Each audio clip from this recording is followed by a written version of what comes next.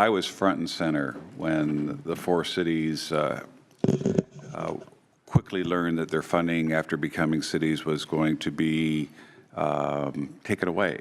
After they followed all the rules, did all the economic studies, showed that they could stand on their own 2 feet in the way that new cities would be funded by a higher percentage of vehicle license fees. In fact, I was on the Board of Supervisors in Riverside County and set the stage, if you will, and actually helped funded the economic studies for Menifee to become a city, which was under my jurisdiction as a county supervisor. And then being elected to the Senate, Wildomar, another of those cities, came under my jurisdiction.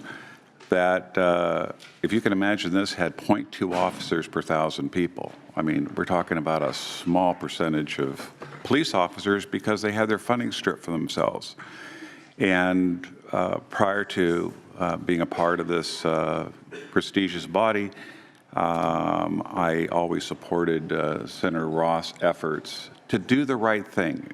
That's all we've been asking for, is a state just fulfill your promises to these four cities that have had significant financial challenges, especially the city of Jurupa Valley. That, can you imagine discovering the day after you celebrate your successful incorporation that the funding that the state has promised you is being stripped from you? So the minute you become a city, you're worrying about becoming insolvent the day after. And so I've been working with these elected officials for years and supporting Senator Ross' efforts year after year. And I want to thank all the colleagues that have recognized that this is a wrong that needed to be righted.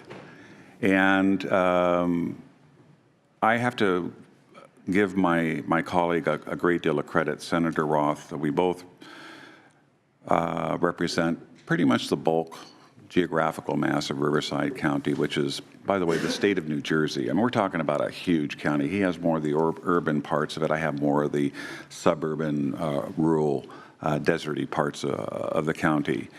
While there are those of us that are skeptical about the timing of the governor's decision to fund the four cities, I'm thankful that we're getting the funding for the four cities. Yes, I didn't support SB 1, but, you know, if the governor reserved that funding as a chit for something that he might have wanted for the state in the future, then, you know, that's the way politics works sometimes.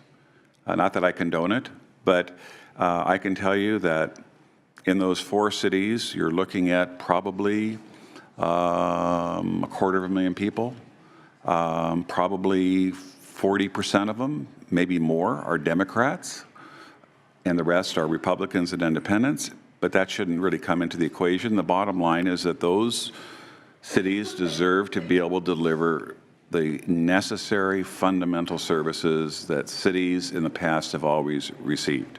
And Senator Roth is absolutely right. The four cities are the four most recent cities to incorporate, and no other cities have chosen down the incorporation path because there's no guarantee that they're going to get the appropriate funding to stand on their own 2 feet. So with that, I want to thank my colleague for his tireless efforts year after year with the unanimous support of both houses of this legislature, and I want to thank the governor for finally opining that it is in fairness that the four cities get funded, and I'm prepared to move it and get this done.